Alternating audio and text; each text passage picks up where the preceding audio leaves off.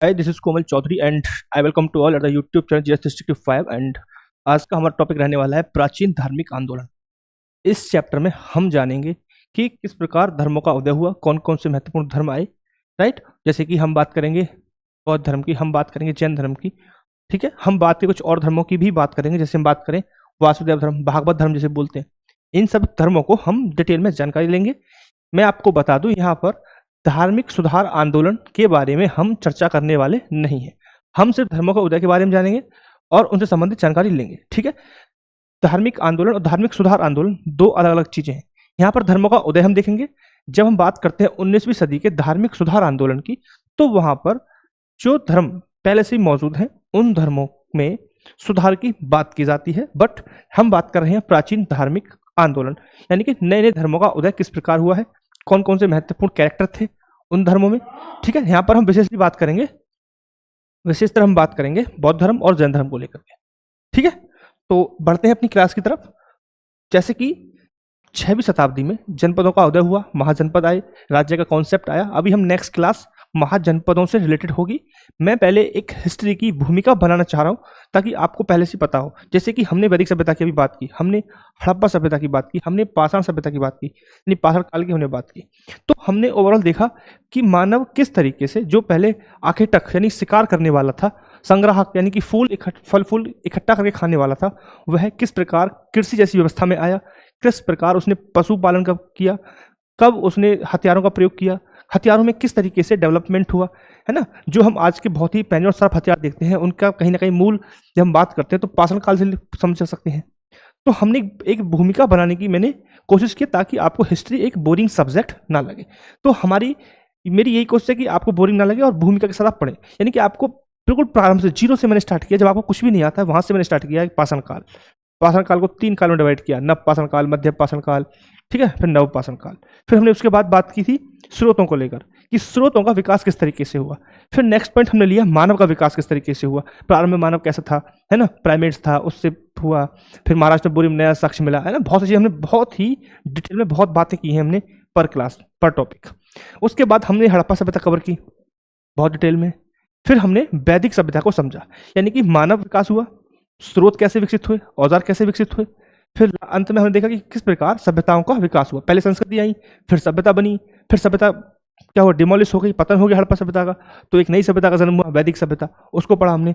ठीक है, तो जब लोग आपस में रह रहे हैं साथ साथ, तो उन्होंने ग्रुप की भावना आई, ग्रुप से जन बना, जन से जनपद बना। जन बनेगा तो जन था वो ऋग्वैदिक काल का था और जनपद उत्तर वैदिक काल का था। ठीक है, और जनपद से ही महाजनपद, जनपद मिलकर ही महाजनपद का एक कॉन्सेप्ट आएगा जो 6वीं शताब्दी ईसा पूर्व से स्टार्ट होगा, जिसे हम बोलते हैं महाजनपद काल। तो वो नेक्स्ट क्लास होने वाली है। उससे पहले जब लोग साथ में रहते हैं तो कुछ भावनाएं जुड़ती हैं, तो कोई लोग धर्म की वहां से कॉन्सेप्ट निकल के हमें देखने को मिलता है। तो धार्मिक व्यवस्था का हम यहाँ पर जिक्र करने वाले हैं, यानी कि हम धर्म से संबंधित यहाँ बात करेंगे। यहाँ कोई प्रशासनिक बात नहीं होगी, कोई आर्थिक बात नहीं होगी, सिर्फ धर्म से संबंधित बात होगी और थोड़ा आध्यात्म से जुड़ी हुई चीजें हम यहाँ देख सकते हैं। तो जब हम बात कर रहे हैं प्राचीन धार्मिक आंदोलन की, तो इस आंदोलन का उदय हम देख सकते हैं। एक तरफ हम 6वीं शताब्दी इस पूर्व में देखा कि गंगा के जो आसपास का क्षेत्र है वहां पर साम्राज्यवाद का उदय हो रहा था। वहीं दूसरी तरफ नए नए महाजनपदों का भी उदय हो रहा था 6वीं शताब्दी ईसा पूर्व में, यानी कि 3 घटनाएं एक साथ हमें देखने को मिल रही हैं। अगर हम बात करें 6वीं शताब्दी ईसा पूर्व की, अगर मैं बात करूं 6वीं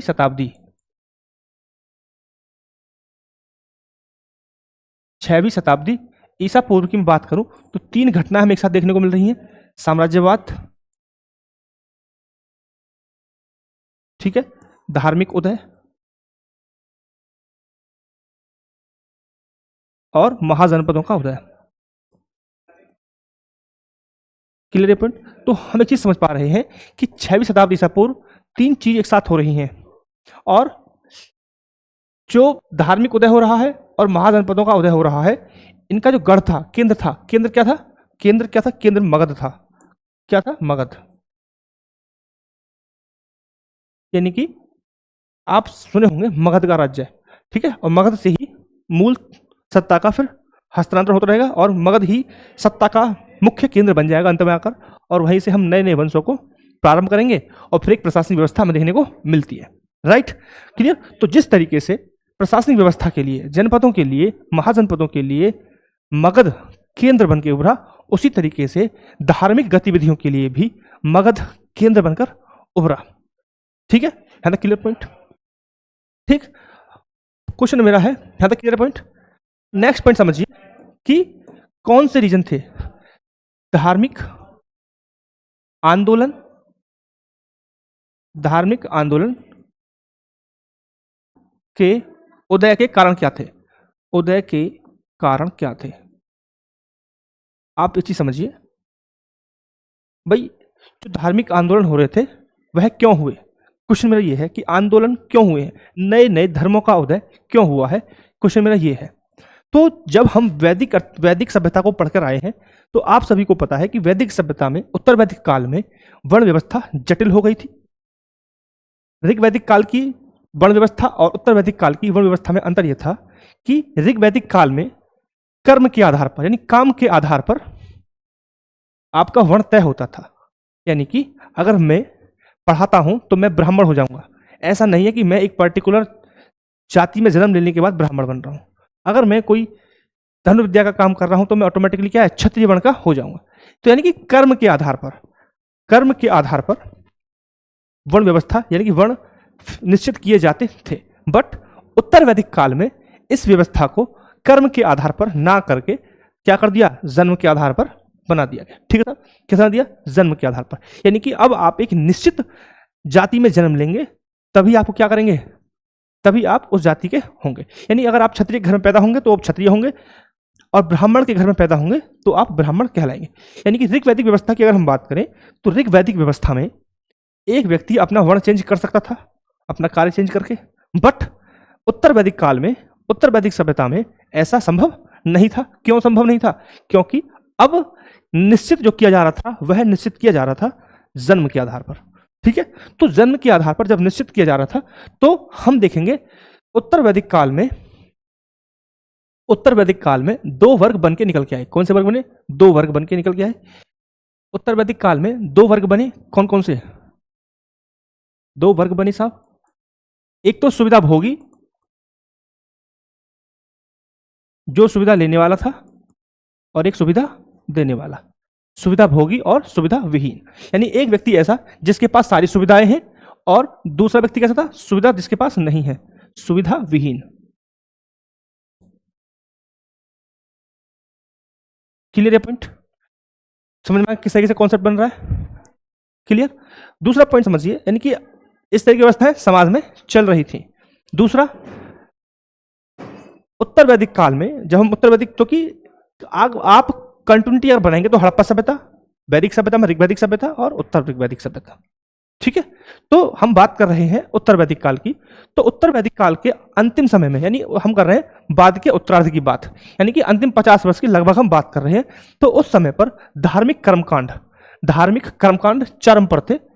ठीक है, धार्मिक कर्मकांड चरम पर थे। यह एक अन्य कारण था। कौन सा कारण था? यानी कि यह एक अन्य कारण था कि धार्मिक कर्मकांड बढ़ने लगे थे और इसका प्रारंभ हमें उपनिषदों में देखने को मिलता है। ठीक है, क्लियर? राइट, आगे चलते। इसी ये मुख्य रीजन हो गए हमारे कि क्यों सामाजिक रूप में नए धर्मों का उदय होना था। इन्हीं कमियों को दूर करने के लिए नए धर्मों का उदय हुआ, जिनमें एक प्रमुख था। कौन सा था सर? एक प्रमुख धर्म था। कौन सा था? एक प्रमुख धर्म था जैन धर्म, और दूसरा प्रमुख धर्म था बौद्ध धर्म।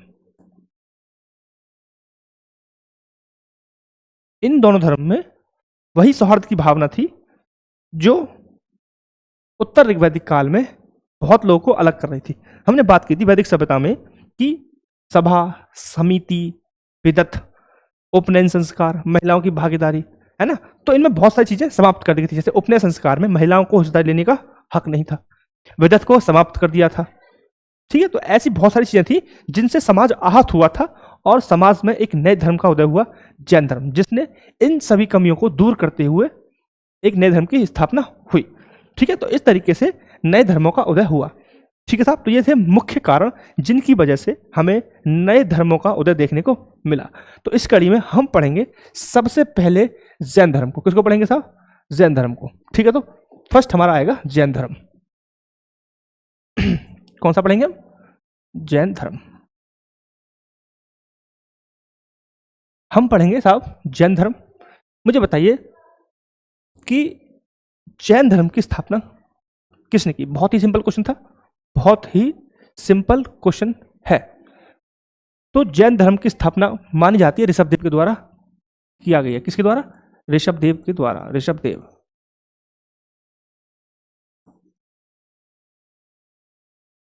ऋषभदेव के द्वारा स्थापना। हालांकि अगर संगठित की अगर मैं बात करूं कि संगठन के रूप में मजबूत किसने किया था, तो मजबूत करने का श्रेय जाता है महावीर स्वामी को। यानी कि अगर हम बात करें मजबूत और विकसित, संगठित लिख देता हूं ना, संगठित करने का श्रेय, संगठित करने का श्रेय अगर हम बात करें तो यह जाता है महावीर स्वामी को। अब एक चीज समझिए, जैन धर्म में एक वर्ड होता है तीर्थंकर, है ना? थोड़ा वर्ड समझ लो तीर्थंकर क्या होते हैं। तो तीर्थंकर उस धर्म का मुख्य व्यक्ति होता है, उस जो संस्था है या धर्म कह लो, संस्था कह लो, उसका प्रमुख होता है ना? उसे बोलते हैं तीर्थंकर। ठीक है, क्लियर पॉइंट। तो ऋषभदेव को माना जाता है संस्थापक के रूप में, और संगठित करने का श्रेय जाता है महावीर स्वामी जी को। किसको जाता है? महावीर स्वामी को। Clear point? क्लियर यहां तक? ठीक। एक सिंपल फैक्ट लिख लीजिए, जैन शब्द, जैन धर्म जिन शब्द से बना है। किससे बना है? जिन शब्द से बना है। जिन शब्द से। किससे बना है? जिन शब्द से बना है। किससे बना है साहब? जिन शब्द से बना है, जिसका अर्थ होता है विजेता। क्या होता है? विजेता। आप लिख सकते हैं, एग्जाम में ये मुश्किल ही आएगा, लेकिन आप लिख सकते हैं। क्या हो गया साहब? विजेता। तो यहां तक हमने पढ़ लिया, बेसिक अंडरस्टैंडिंग होगी जैन धर्म को। ठीक है, क्लियर पॉइंट? अच्छा, एक चीज मुझे बता दीजिए, सिंपल, बहुत ही सिंपल क्वेश्चन पूछूंगा, बिल्कुल हलवा क्वेश्चन। जैन धर्म के प्रथम तीर्थंकर कौन थे? जैन धर्म के प्रथम तीर्थंकर कौन थे? तो जैन धर्म के प्रथम तीर्थंकर थे ऋषभदेव। कौन थे? ऋषभदेव थे। कहीं कहीं इनको आदिनाथ, कहीं कहीं आदिनाथ को भी माना जाता है, बट आप लिखेंगे ऋषभदेव। तो ये थे कौन? प्रथम तीर्थंकर।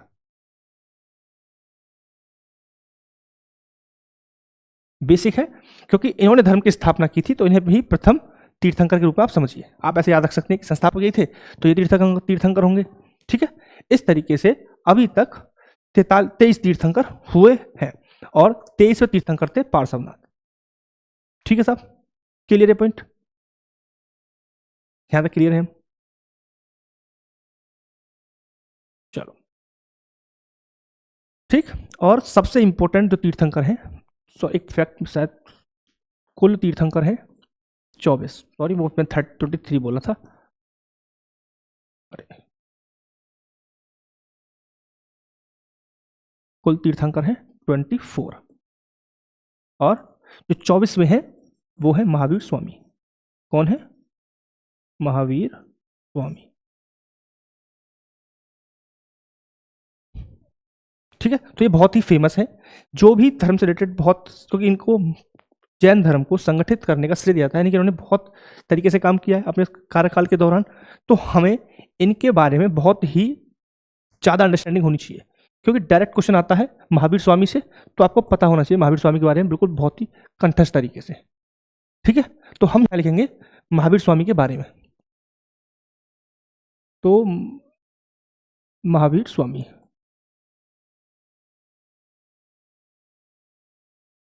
महावीर स्वामी का जन्म कब हुआ है? महावीर स्वामी का जन्म हुआ है 540 ईसा पूर्व में हुआ है। कहाँ हुआ है? 540 ईसा पूर्व। कहाँ पे हुआ है? कुंडलग्राम में हुआ है।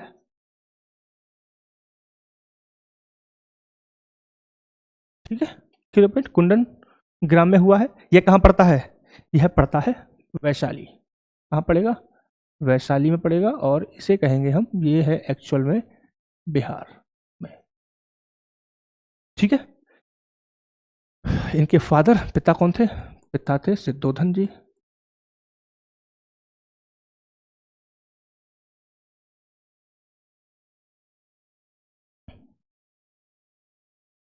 पिता थे सिद्धोधन। माता बताइए, माता कौन है? माता त्रिशला। ठीक है, अब इनके मैं धर्म को, इनके वंश को लेके नहीं बता रहा हूँ, बहुत डिटेल हो जाएगी। कि त्रिशला लिच्छवी शासक की बहन थी, चेटक हुआ करता, हाँ चेटक हुआ करता था, उनकी बहन थी, उन्होंने शादी की। पत्नी का नाम सोदा। क्या है जी, पत्नी कौन है? सोदा। पत्नी का नाम क्या है? शोदा। ठीक है, क्लियर। इनकी एक पुत्री थी, पुत्री का नाम था प्रियदर्शना। पुत्री है प्रियदर्शना। और जब पुत्री तो शादी भी हुई होगी, तो इनका एक दामाद भी है। दामाद कौन है? जमाली।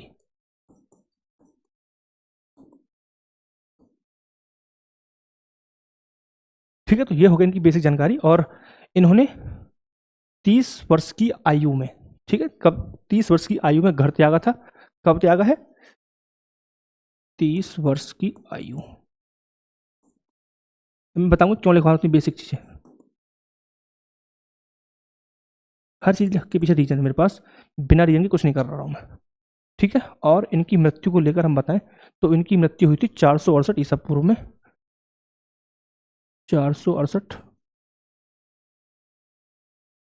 ईसा पूर्व मृत्यु।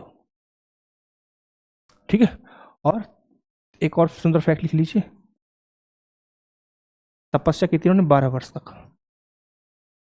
ठीक है, अब सुनिए मैंने क्यों लिखवाया सब, क्यों लिखवाया है ना। और एक और चीज लिख लीजिए, मृत्यु का स्थान पावापुरी।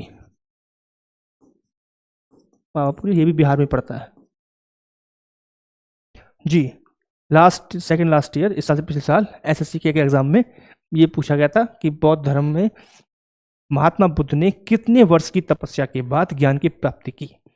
तो भाई मेरे, जब बौद्ध धर्म से क्वेश्चन आ सकता है तो जैन धर्म से भी क्वेश्चन आ ही सकता है। तो we have to prepare for our exam for any unexpected twist. ठीक है, क्लियर। तो ये थे हमारे महावीर स्वामी जी, जो कि कौन से तीर्थंकर है? 24वें तीर्थंकर है। कौन से हैं ये? 24वें तीर्थंकर है। यहाँ पे लिखा हुआ है, वहां भी लिख दिया। ठीक है, अब बढ़ते हैं हम नेक्स्ट हम बात करें, बौद्ध धर्म में 5 महाव्रत की बात की जाती है। 5 महाव्रत की बात की जाती है। अहिंसा, सत्य, लिख देता हूं, सॉरी जैन धर्म की बात करें, सॉरी बौद्ध धर्म नहीं, जैन धर्म। जैन धर्म में 5 महाव्रत। फर्स्ट सत्य, अहिंसा और अपरिग्रह,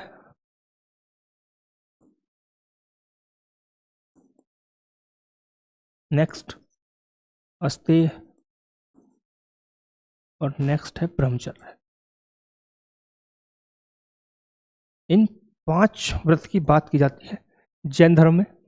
जब हम बात कर रहे हैं जैन धर्म की थोड़े गुणों के बारे में जानने की जब हम कोशिश कर रहे हैं, तो 5 महाव्रत की बात की जाती है। अहिंसा यानी कि सिंपल, जीवों की हत्या नहीं करनी चाहिए। सत्य यानी कि सदा सत्य बोलना चाहिए। अपरिग्रह यानी कभी भी संपत्ति को ग्रहण नहीं करना चाहिए। ठीक है, इसी तरीके से हम बात कर रहे हैं अस्त्य। अस्त्य यानी कि अस्त्य का मतलब है चोरी ना करें। ब्रह्मचर्य, इंद्रिय निग्रह करना यानी कि ब्रह्मचर्य का पालन करना। Clear point. इसी प्रकार 3 रत्नों की बात की जाती है, त्रिरत्न की बात की जाती है अगर आपको मोक्ष प्राप्त करना है तो। सम्यक ज्ञान, सम्यक दर्शन और सम्यक चरित्र। तो त्रिरत्न की बात की जाती है। एक मिनट, त्रिरत्न, सम्यक ज्ञान,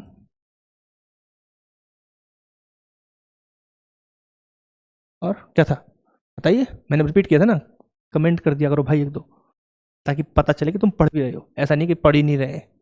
मैं रिपीट कर दिया, मैंने बोल दिया तो एटलीस्ट अटेंटिव तो रहो क्लास में। जब तक तुम अटेंटिव नहीं रहोगे तब तक कोई फायदा नहीं है। तो सम्यक ज्ञान, नेक्स्ट है सम्यक दर्शन, और नेक्स्ट क्या था? सम्यक चरित्र। तो इनको बोला जाता है त्रिरत्न। त्रिरत्न, सम्यक ज्ञान यानी कि आपको वास्तविक ज्ञान होना चाहिए, आप कोई झूठ का फैलाव ना करें, है ना, काल्पनिक बातों में ना रहें। फिर सम्यक दर्शन, सत्य में विश्वास यानी कि सत्य बोलना चाहिए जो ऊपर बात की गई। और सम्यक चरित्र, और अपने कर्मों पर पूर्णतः नियंत्रण रखना चाहिए, यानी कि चरित्र को मजबूत कर रखना चाहिए। अपने कार्यों पर, अपने कर्मों पर पूर्णतः नियंत्रण रहना चाहिए। ठीक है, कुछ अगर हम बात करें जैन धर्म की मान्यताओं को लेकर हम कुछ समझें तो जैन धर्म अहिंसावादी है। हमें दिख रहा है कहाँ है अहिंसा, एक महाव्रत के रूप में दिया हुआ है, अहिंसा दिया हुआ है एक महाव्रत एक व्रत के रूप में, ठीक है। तो जैन धर्म दिख रहा है अहिंसावादी है क्योंकि दिखा हुआ है। इसमें कृषि, अगर हम बात करें कृषि, युद्ध जैसे क्रियाकलापों में भी भाग लेने पर प्रतिबंध लगाया हुआ था। समझ रहे हो आप ये बात कि जैन धर्म में अहिंसावाद पर विशेष बल दिया गया था। इतना बल था कि अगर आप युद्ध में पार्टिसिपेट लेंगे और कृषि में पार्टिसिपेट लेंगे तो आप जैन धर्म की जो मान्यताएं हैं उनका पालन नहीं कर रहे हैं। यानी कि कुल मिलाकर युद्ध और कृषि जैसी मतलब मूलभूत जरूरत की चीजों पर भी प्रतिबंध लगाया गया था। दूसरा पॉइंट, दूसरी मान्यता की बात को, नेक्स्ट पॉइंट को हम समझें तो जैन धर्म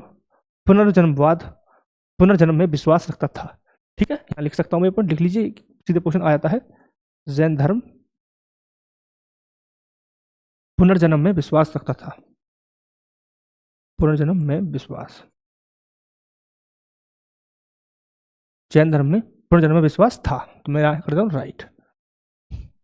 ठीक है, क्लियर।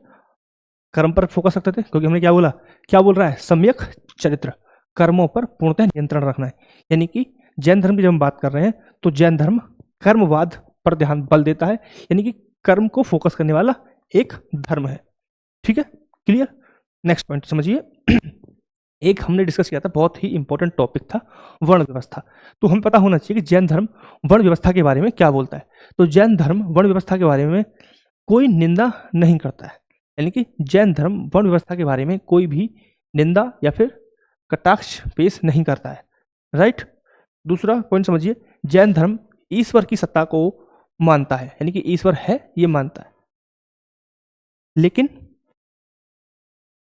सृष्टिकर्ता के रूप में हम कहते हैं ना कि भगवान ने सबको बनाया, इस वाले कॉन्सेप्ट को जैन धर्म नहीं मानता है। यानी कि जैन धर्म सृष्टिकर्ता के रूप में ईश्वर को नहीं मानता है। मतलब जैन धर्म के लोग ये नहीं मानते कि सबको ईश्वर ने बनाया या उनको भी ईश्वर ने बनाया है। हालांकि जैन धर्म में देवताओं के अस्तित्व को लेकर बात की गई है और उसे स्वीकार किया गया है, बट उसे जो जिन है, जिन यानी कि जो जैन धर्म है, जैन धर्म का मुख्य पर्सन है तीर्थंकर, उससे नीचे रखा गया है, यानी कि जिन से नीचे रखा गया है ईश्वर को। ठीक है, दोबारा सुन लीजिए, हमने बात की कि जैन धर्म ईश्वर को मानते हैं, बट ये नहीं मानते हैं कि सृष्टिकर्ता के रूप में ईश्वर को स्वीकार नहीं करते। अर्थात देवताओं के अस्तित्व को तो वो मानते हैं, बट वो ये भी मानते हैं कि जिन सबसे ऊपर है, यानी कि ईश्वर जिन से नीचे है, ईश्वर का स्थान जिन से नीचे आता है। जिन क्या होते हैं, तीर्थंकर। ठीक है, क्लियर, राइट। अब हम थोड़ा समझेंगे जैन साहित्य को लेकर। तो नेक्स्ट हमारा टॉपिक आने वाला है जैन साहित्य। क्या होने वाला है, जैन साहित्य। ये बहुत ही इंपॉर्टेंट टॉपिक है, जैन धर्म और बौद्ध धर्म, हर एग्जाम के लिए, चाहे हम बात कर लें सिविल्स के लिए, चाहे हम बात कर लें वनडे एग्जाम के लिए। ठीक है, तो आप सभी को पता है, हमने बात की थी स्रोत के रूप में हम पढ़ रहे थे, तो जैन साहित्य को बोला जाता है आगम। क्या बोला जाता है, आगम। जैन साहित्य को आगम बोला जाता है। क्या बोला जाता है साहब, आगम बोला जाता है। ठीक है, क्लियर पॉइंट। जैन धर्म के जो ग्रंथ हैं उनकी भाषा क्या है, उनकी भाषा है अर्धमगधी। कौन सी भाषा है साहब, भाषा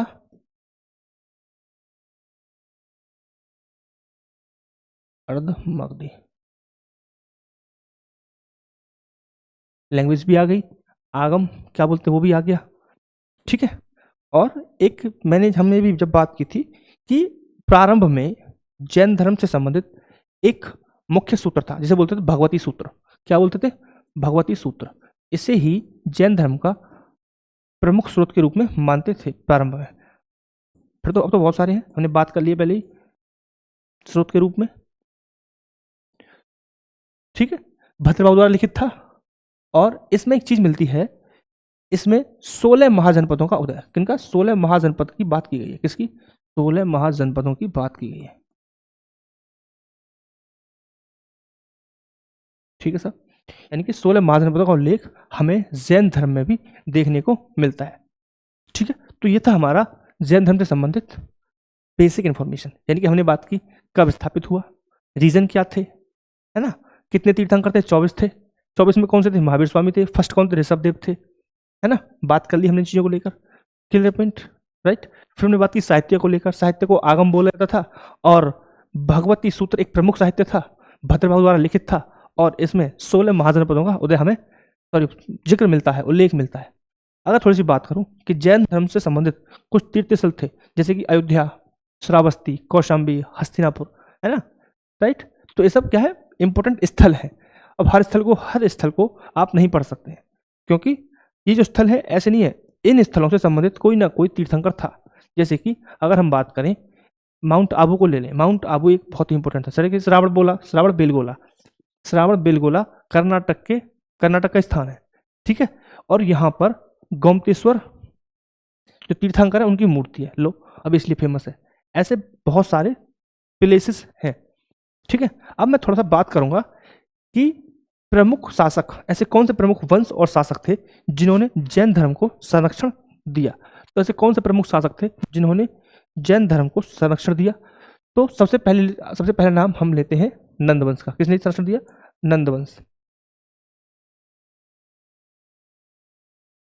नंदवंश ने दिया।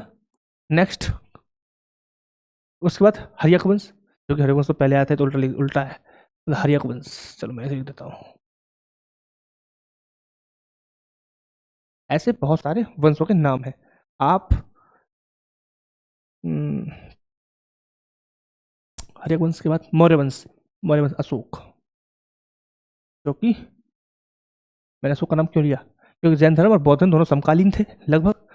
तो अशोक क्या था? अशोक सब धर्म को बढ़ावा देने वाला था, ठीक है। और एक इंपॉर्टेंट लिख लीजिए, कलिंग। तो ये वो वंश थे जिन्होंने जैन धर्म को क्या किया है? संरक्षण किया है। नंद वंश की मैं बात करूं तो इंपोर्टेंट राजे थे महापदम नंद और घनानंद। इस तरीके से हर्यक वंश की हम बात करें तो हर्यक वंश में इंपोर्टेंट राजे थे बिंबिसार, अजातशत्रु और उदयनी, जिन लोगों ने जैन धर्म को संरक्षण दिया। इसी तरीके से हम बात कर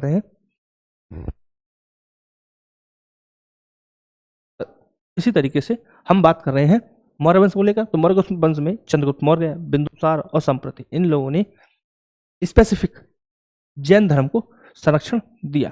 इसी तरीके से अगर दक्षिण भारत की बात करें तो दक्षिण भारत में कदम वंश हो गया, राष्ट्रकूट हो गए, चालुक्य हो गए, सोलंकी हो गए, इन सबों ने क्या किया है? जैन धर्म को संरक्षण दिया है। Clear point? क्लियर। चलो अब बढ़ते हैं हम और नई चीज के साथ। वो नई चीज क्या है कि जैन धर्म को दो भागों में डिवाइड हुआ था। जैन धर्म दो भागों में डिवाइड हुआ था, श्वेतांबर और दिगंबर। श्वेतांबर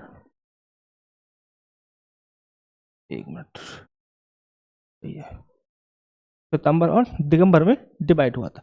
तो अगर हम बात करें श्वेतांबर, तो श्वेतांबर थे वह स्थूल भद्र संप्रदाय के थे। कौन संप्रदाय के थे? स्थूल भद्र। दूसरे संप्रदाय की बात करें हम दिगंबर को लेकर समझें तो दिगंबर जो थे वो भद्रबाहु संप्रदाय से थे, ठीक है, भद्रबाहु संप्रदाय से थे। दोनों में डिफरेंस क्या था कि जो श्वेतांबर होते थे वह श्वेत वस्त्र धारण करते थे। कौन से वस्त्र धारण करते थे? श्वेत वस्त्र। तो जो श्वेतांबर हैं यह श्वेत वस्त्र धारण करते थे। एक मिनट, श्वेत वस्त्र धारण, ठीक है साहब। और वहीं मैं बात करूं दिगंबर, तो दिगंबर वस्त्र धारण नहीं करते थे, वस्त्र विहीन लिख सकते हैं, वस्त्र धारण नहीं करते थे, ठीक है साहब। क्लियर। दूसरा डिफरेंस हम समझ सकते हैं कि जो श्वेतांबर थे, श्वेतांबर में स्त्रियां निर्वाण कर सकती थी, यानी कि स्त्रियों को निर्वाण करने की अनुमति थी, स्त्री निर्वाण कर सकती थी।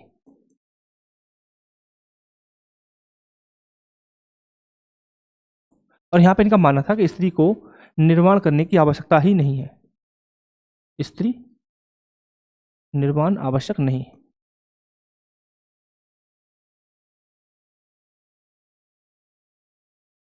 यानी कि इनका यह मानना था श्वेतांबर का कि स्त्री निर्वाण स्त्री के लिए आवश्यक है, वो चाहे तो निर्वाण कर सकती हैं। बट दिगंबर संप्रदाय के लोग ये मानते थे, उनकी मान्यताएं थी कि स्त्रियों को निर्वाण करने की आवश्यकता नहीं है, ठीक है साहब। Clear point. ये था एक बेसिक डिफरेंस, और बहुत से डिफरेंस थे जिन्हें हम बारीकी समझे तो बहुत लंबा हो जाएगा, बट हमें सिर्फ यहाँ बेसिक अंडरस्टैंडिंग लेनी थी ताकि आपके एग्जाम ओरिएंटेड ही क्लास रहे। ठीक है, क्लियर।